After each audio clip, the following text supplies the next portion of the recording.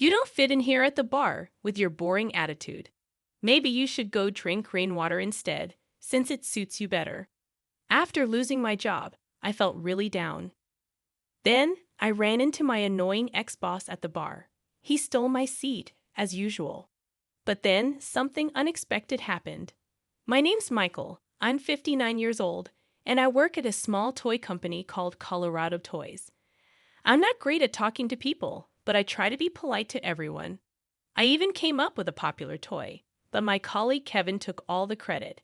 He was good at making himself look good, while dumping his work on others. Because I'm not good at speaking up. My bosses didn't think much of me. Kevin eventually became my boss, and he treated me like I was useless. He'd insult me and make me work overtime. He was right about one thing, though. When I went home, it was lonely. I used to live with my wife and son. My wife was wonderful, always happy, and taking care of our home and son. Our son, Jason, loved playing music and with the toys I made. Seeing him happy made me feel like my work mattered, even if things weren't going well at the office. As long as my family was happy, I was happy too. But those peaceful times didn't last long. When I was 30, my wife got really sick and passed away. I was devastated. I didn't know how to go on without her, but I had Jason. I knew I couldn't stay sad forever, so I focused on taking care of him and our home. At first, it was tough. I wasn't used to doing all the housework and looking after Jason by myself. My cooking was terrible, and Jason missed his mom a lot. He'd have tantrums and cry for her, and I felt the same way. I wished I could see her too, but I hugged Jason tight and promised to do my best for both of us. I wished I could say something more eloquent, but I struggled with words. It was hard, but I got better at running the house over time. As Jason grew up, he started helping me more, which made things easier. Even though we didn't talk as much when he became a teenager, he still pitched in with chores. On his 21st birthday, Jason thanked me for raising him all those years. I was so touched that I cried. Seeing him grow into a kind person was a relief. When he graduated from college and moved out on his own, I was happy for him. But I felt lonely in our empty house. Before I knew it, I was 59 years old. One day at work, my boss, Kevin, came up to me with a smirk. He told me I was fired, saying it was because of downsizing. Even though I hadn't caused any trouble, I hadn't done anything remarkable either. I felt it was unfair, but I couldn't argue. Kevin seemed to enjoy seeing me upset, telling me to enjoy what little time I had left in my working life. I knew I had to tell Jason about losing my job, but it was hard to find the words. But I couldn't keep it from him forever. When I called Jason to tell him, I was nervous. But his response surprised me. He told me I'd done enough, and now I could relax as much as I wanted. I was grateful for his understanding and comfort. However, life after retiring was harder than I thought. At first, it felt good not to deal with Kevin's bullying anymore. But soon, I felt lost and aimless. Watching TV didn't lift my spirits. I realized that work, even with Kevin, had given me purpose. I took pride in making toys and imagining kids playing with them. But now, I couldn't find anything else that made me happy. After 6 months of retirement, I started to feel like I didn't know what I was living for anymore. Sometimes I'd talk to my wife's picture, wondering what I should do next. One day, I saw a TV feature about a beautiful waterfall in a forest. I didn't have any particular interest, but I watched because I had nothing else to do. The waterfall looked so peaceful and calming. I felt drawn to it. To change my mood, I decided to visit the waterfall. It had been a while since I felt motivated to do something on my own. Leaving my sadness behind, I quickly got ready for the trip. When the day arrived, I didn't hesitate. I reached the forest and felt the crisp, refreshing air. The trees were green and beautiful. After about an hour of walking, I saw the waterfall. It was even more stunning in person. Just watching the water flow was soothing. Since it was a weekday, there weren't many people around. As I was thinking of finding a spot to sit, I noticed a young woman sitting nearby. She seemed to be in pain with her swollen foot. I asked if she was okay, and she tried to smile, but it was clear she needed help. She had come to the forest by rental car, and it would be hard for her to walk back alone. I'd offered to take her to the hospital, and she seemed relieved. "So I can give you a lift? Please don't push yourself," I offered. The woman hesitated, but I assured her, "Please don't feel obliged." Eventually, she relented and said, "Please, I would appreciate that." I twisted my ankle walking in the forest. I didn't want to return without seeing the waterfall, so I pushed myself, but it got worse. I supported her out of the forest and drove her to the hospital in my rental car. The doctor said it's not serious, that she needed to rest for a while. Afterward, I took her to the hotel where she was staying. Her name was Emily, and she loved traveling. Emily told me about the various tourist places she had visited. She was a great storyteller, and listening to her made me want to visit those places. Surprisingly, the conversation flowed smoothly even though it was our first meeting. We continued chatting even after arriving at her hotel room. During our conversation, I learned that Emily lived in the same town as me and even knew about my former workplace. It's surprising how well she knew about such a small company. Eventually, the topic changed, and she asked, "Why did you come here, Michael?" After some hesitation and wondering where to start, I ended up telling her everything from the beginning. "Well, actually, I got fired from my job." Despite it not being the kind of story you typically share with someone you just met, I said. Emily listened to it all. It turned out that she had also quit her job due to exhausting office relationships and understood my situation. Her love for travel began as a way to refresh herself by visiting different places around the country. "For all the hardship you faced, I'm sure good things are ahead in your life," she comforted me. Her empathy touched me deeply, and I was grateful. Despite the unexpected events, it turned out to be a heartwarming trip. After returning from the trip, I received a call from Jason.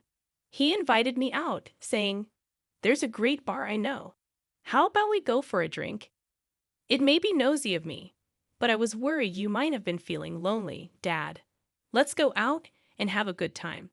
I have a lot to talk about too." Not nosy at all. "It's true that I've been living a lonely life lately," I admitted. I appreciated Jason's concern. Come to think of it, it had been a long time since Jason and I had a drink together. I think the last time was on his 21st birthday. The thought of drinking with my son after so long lifted my spirits, and I quickly agreed. Unfortunately, it was pouring rain on the day of our appointment. Still, the thought of seeing Jason made the rain seem less dreary. Bothered, I took the train and arrived at the designated bar. But Jason hadn't shown up yet. The place was bustling, and most seats were taken. Luckily, there was one empty seat near the entrance, so I took it. As I perused the menu, the bar door swung open. I glanced up and was shocked to see Kevin walk in. He noticed me too, initially looking surprised before his expression turned mocking.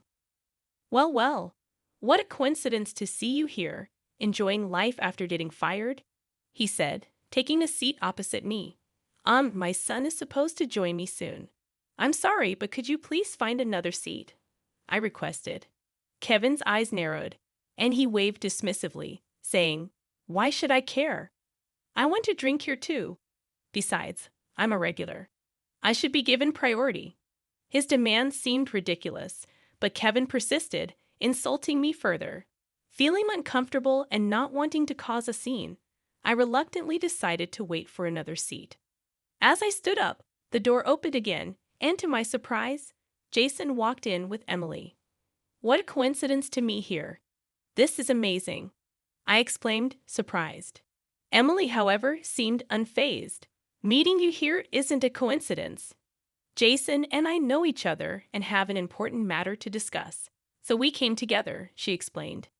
Bewildered by this turn of events, I sat back down as Emily confidently approached Kevin's table. Kevin demanded to know who she was, but Emily, undeterred, took a seat and declared that they should discuss matters then and there. Surprised by her assertiveness, I sat down as instructed. Emily then dropped a bombshell. She was the daughter of the president of Colorado Toys, the company I used to work for. Meeting her while traveling was a stroke of incredible luck. Kevin was visibly taken aback as Emily continued, revealing that she had questioned her father about my firing and found out it was due to reports of poor work performance. I couldn't believe it, so I shared the story of our encounter during my travels with my father, insisting on a proper investigation. My father agreed to look into it, seeing how earnestly I pleaded. Emily glared sharply at Kevin. It turned out that Kevin had lied about my work performance, negatively influencing the management's opinion of me. What evidence do you have for that? It's a false accusation. Kevin protested, his face turning pale. Emily remained calm. We obtained testimonies from Michael's former colleagues. They all unanimously said Michael was a good person. It's strange that he was fired, she explained. Kevin's face now turned red with anger. Those traitors, he exclaimed. Emily spoke with an air of disdain. If you must blame someone, blame yourself for your foolish actions. You will soon face the consequences. Be prepared. Kevin stood up, moving aggressively towards Emily. I was about to intervene when a stern-looking waiter approached. His name tag read Manager Brian. He gave Kevin a stern look. Sir, I'm sorry to interrupt, but could you please leave? Your loud voice is disturbing other customers. How dare you speak to a regular like me that way? Despite Kevin's high-handed attitude, Brian responded firmly in a low voice. I'll just say it as it is. You're a troublesome customer. When you get drunk, you cause issues with other patrons, and we've received complaints asking us to deal with it. We'd rather not have a regular like you. Chastened by Brian, Kevin turned pale and hastily left the bar. I thanked Brian profusely. Thank you so much. You really helped us out. It's no problem at all. Brian replied with a hearty smile before returning to the back of the bar. Afterward, Jason, Emily, and I decided to have a good time together. Emily and Jason had two important things to share. The first was about Kevin's misconduct. It was pure coincidence that Kevin was at the bar, and both were as surprised as I was. The second was a delightful piece of news. Emily and Jason were in a relationship and considering marriage. Their meeting story was quite touching. Emily, after graduating from university, had joined a major corporation on her own merit. However, once Emily's identity as the company president's daughter became known, baseless rumors spread that she had gotten the job through connections. No matter how hard she worked, she couldn't gain trust, leading to a difficult time. One day, she saw a man playing a street piano at a station. It was Jason. After graduating from a music college, Jason had been working as a pianist, performing across the country. According to Emily, Jason's performance was wonderful, and just listening to it felt like a balm for her soul. She approached Jason to thank him after his performance, but she was so moved that she found herself in tears. Concerned, Jason listened to her story and suggested she travel around the country. He often traveled for work and believed unexpected encounters and discoveries enriched the heart. Upon hearing that, Emily decided to quit her job and set out on her travels. As she kept in touch with Jason during her journey, they grew closer and eventually started dating. Jason had arranged this meetup to introduce Emily and simultaneously cheer me up. Naturally, I supported their relationship and congratulated them. Congratulations. I'm looking forward to the wedding, I said. Jason laughed and said, We haven't even decided when to get married yet. You're getting ahead of yourself. But you looked pleased. The three of us then enjoyed a pleasant meal and drinks together. It seemed that Brian, the manager, had overheard our conversation as he kindly provided us with some complimentary dishes. A few days after the incident at the bar, I heard from Emily that Kevin had been fired. It turned out he was not only harassing others but also embezzling company funds. Apparently, his family had enough and left him. Meanwhile, I returned to work and got involved in toy development again. My past achievements were recognized and I was promoted. Now able to fully utilize my skills, I launched new products one after another, contributing greatly to the company's growth. Many consumers thanked me for the wonderful toys, which was incredibly gratifying. Jason and Emily were also delighted with my success. As kids, they loved the toys I developed. so their happiness meant even more to me. Recently, they celebrated their wedding, and they are now enjoying a blissful married life. Influenced by Emily, I've grown quite fond of traveling, often taking trips on weekends. My personal life has finally become fulfilling, and living feels enjoyable now. There was a time when I was worried about what the future held, but now it seems life will be good. It felt like my wife in heaven was smiling down at me, reassured.